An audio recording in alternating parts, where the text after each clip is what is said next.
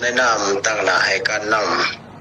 ำคณะกรรมการปกครองแข่งใส่สมบูรณ์ก็คือประชาชนสาวแข่งสมบูรณ์ใส่สมบูรณ์มีความขอบใจเป็นอย่างสูงต่อการเป็นห่วงเป็นใยของการนำภาครัฐก็คือกระทรวงป้องกันความสงบกระทรวงป้องกันประเทศที่ได้ติดต่อหาข้าพเจ้าในมื้อนี้อย่างต่อเนื่องสภาพการเกิดขึ้นในครั้งนี้ก็สาเหตุต้นต่อก็บ่มีหยังหลวงหลายก็ยังจะว่าประชาชนอยู่3บ้านนี้ได้อาศัยทำมาหากินตามธรรมชาติโดยเฉพาะป่าชนบ้านน้ำพาใหญ่ป่าชนบ้านพันไส้ป่าชนบ้านหลวงพันไส้จังซั่นในจำนวนเหตุการณ์นี้ใน7คนที่เขานี่ก็เป็นประชาชนใน3บ้านเนาะบ้านหลวงบ้านน้ำพาใหญ่1คนบ้านพันไส้3บ้านหลวงพันไส้3แล้วเหตุการณ์ต้นต่อสิ่งที่มันเกิดขึ้นก็ยอดบ่มีความจูงใจแนวอื่นมีแต่การสิ้นเคยกับการทำมาหากินตามชนบทของประชาชนไปหาสัตว์อยู่ในถ้ำไปสอบหาสิ่งที่ประชาชนอยากได้จำนวนหนึ่งที่ติดพันในถ้ำธรรมศาสตร์นั้นอันนี้มันเป็นสิ่งจูงใจหรือว่าสาเหตุต้นต่อที่พาให้เกิดเหตุการณ์ในครั้งนี้บ่มีหยังหลายมีแต่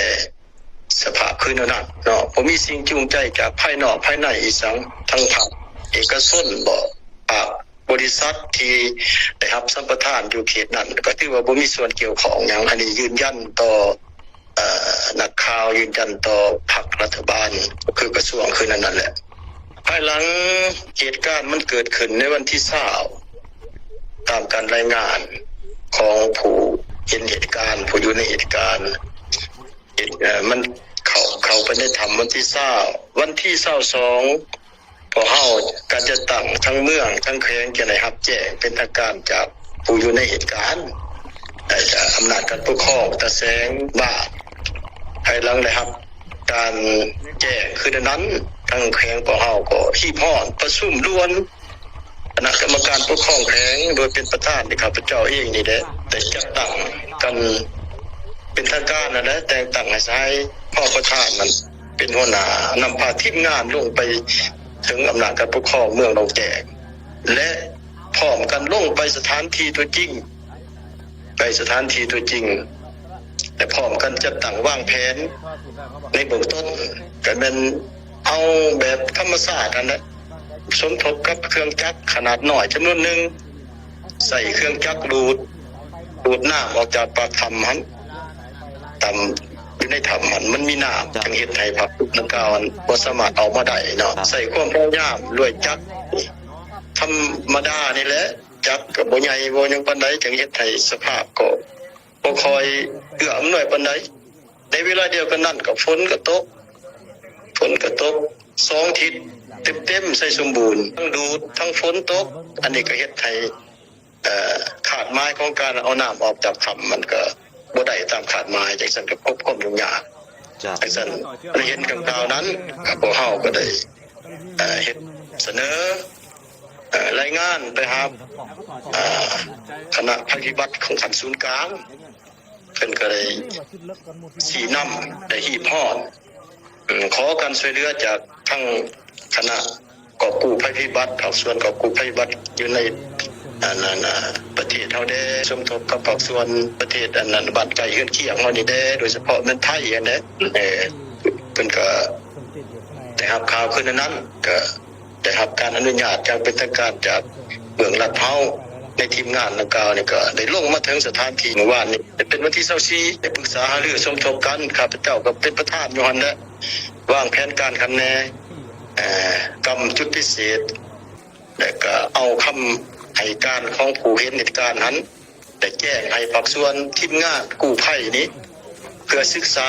รายละเอียดและพร้อมกันวางแผนแต่ละบัดกล่าวแล้วก็สำรวจแล้วทำที่เขาไปหาจุดที่คาดว่าประชาชน7คนที่ยังค้างอย อย่างละเอียดแล้วก็ดำเนินตามบัตรกล่าวตามขั้นตอนอันนั้นแหละอันบรรณาที่สองข้าพเจ้าอยากจะแจ้งให้ทั้งขันเทิงแจ้งให้ทั้งพ่อแม่ประชาชนได้รับทราบว่าการจะตั้งพวกเฮาก็บ่ได้ลดละในเมื่อใดครับการรายงานแล้วก็หิมห่อนอย่างว่องไวมื้อนี้สหายเลขาพรรคแข้งประธานสภาประชาชนแขวงเพิ่นก็ได้ลงไปสีน้ำโดยโกงนอนข้างคืนเพื่อฟังการรายงานนะครับการสีน้ำโดยโกงอยู่สถานที่จุดที่เกิดเหตุการณ์ปัจจุบันนี้ภายหลังได้เริ่มต้นจะตั้งปฏิบัติแผนปฏิบัติที่ทั้งคณะกอบกู้ภัยพิบัติในครั้งนี้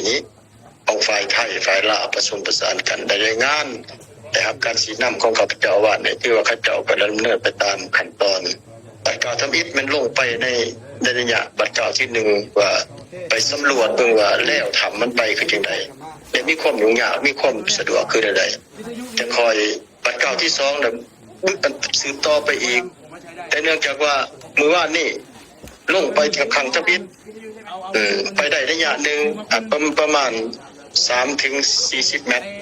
แต่มีฝนตกลงมาแห้งอีกก็เฮ็ดให้กิจกรรมตัวนี้หยุดมาสืบต่อในมื้อนี้เนาะมาสืบต่อมื้อนี้แต่ผ่านการสืบต่อด้วยความเอาใจใส่ด้วยความอดทนสู้ซนและบวกกับความยุ่งยากในแล้วทำที่มันละเอียดละเอียดเต็มไปด้วยน้ำเต็มไปด้วยคนขี้ต้มที่น้ำได้ทะลุมาโดยบ่ฮู้ว่าจักมาจากไสนั้น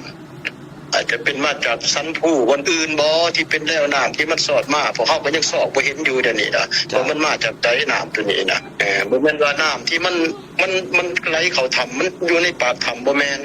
อันนี้ยืนยันตัวนาคาว่ามันมาจากสันผู้ของสันผู้หน่วยนั้นแต่มันลงมาแต่สังใดนี่พวกเฮาก็ยังบ่ทันรู้ว่ามันมาจากไสน้ำเมื่อมีฝนน่ะถือว่ามันจะไหลตลอดแต่กรณีนี้ก็ยังไหลอยู่แต่ว่าไหลบ่แห้งในเมื่อฝนบกลงมันก็ดอกลงจังซั่นเฮ็ดให้คนขี้ต้มอีหยังต่างๆนี่มาอัดเส้นทางที่หน่วยกู้ภัยของเฮานี่จะไปถึงจุดเป้าหมายหั่นอยู่ในขั้นตอนที่3ปัจจุบันนี่คือว่ายังมีความยุ่งยากดินมาอัดตันอยู่หั่นเดี๋ยวนี้นะหน่วยงานได้วางแผนสิเอาดินออกขึ้นเอาได้นี่เพื่อก้าวไปถึงอยู่บนขาดไม้ว่าประชาชนอยู่ในเนินที่ประชาชนสามารถอยู่ได้หั่นในจำนวน7 คนน่ะยังอยู่ในประมาณ30 เมตรอาจจะหอดจุดที่หมายเดี๋ยวนี้ใน30 เมตรเป็นจุดที่ทุรกันดารที่สุดและก็เสี่ยงภัยที่สุดของไอ้น้องอันนั้นนะปักส่วนกู้ภัยของพวกเฮานี่เฮ็ดด้วยความระมัดระวังที่สุดถึงสั่นในเวลาฝนตกมาเนี่ยแนวใดก็แน่หน่วยกู้ภัยของเฮาจะบ่สามารถสืบต่อได้เมื่อฟ้าแดดมันแห้งแน่นอนนึงก็สามารถคอยบืนเขาถ้าว่ามีฝนมายามใดพวกเฮาก็บ่รับประกันได้พวกเฮาก็ให้ทีมงานของเขาสั่งด้วยผ่านเครื่องวิทยาศาสตร์ที่เขาควบคุมอยู่เบื้องนอกอีกให้ออกมาโดยทันทีเพราะว่าอย่างว่าสิมีผลกระทบจากดินที่มันจะดินกับน้ำมันสิมาอัดไอ้น้องอันนั้นน่ะกู้ภัยอยู่ภายในอีกสร้างเป็นปัญหาปีนนี่มันเป็นเสี่ยงที่สุดการนำแข็งก็คือทุกภาคส่วนในสังคมชาวแก่สังคมย่ำได้ก็เป็นประชาชนก็เป็นประชาชนพวกเฮาถึงว่าที่พบในสถานการณ์ใดก็ยังเป็นพี่น้องความสะอาดพวกเฮายืนยันว่าทุกสิ่งทุกอย่างก็อับใส่ประชาชนมาจากประชาชนอับใส่ประชาชนจะทุ่มเททั้งหมดสิ่งที่พวกเฮามีความสามารถร่วมกับทีมงานนี่เพื่อกอบกู้เอาชีวิตของ7 คนที่ยังบ่ฮู้ชะตากรรมอยู่ในถ้ำนี่ออกมาในกรณีใดข้าพเจ้าก็บ่สามารถสรุปได้ก็เชื่อได้ว่าบวกความสามารถที่มีของคณะกอบกู้ปฏิบัติอยู่ภายในประเทศอยู่ต่างประเทศที่ตัดสินใจมาช่วยเหลือนี้จะเป็นแห่งกำลังดันสำคัญช่วยให้พวกเฮานำเอาชีวิตของประชาชนชาวแขวงเสสมบูรณ์ก็คือพี่น้องความสะอาดพวกเฮาที่ยังติดอยู่ถ้ำออกมาด้วยความปลอดภัยอันนี้เป็นสิ่งที่วิงวอนแต่ปรารถนาที่สุดของการนำพรรคหลักของแขวงเสสมบูรณ์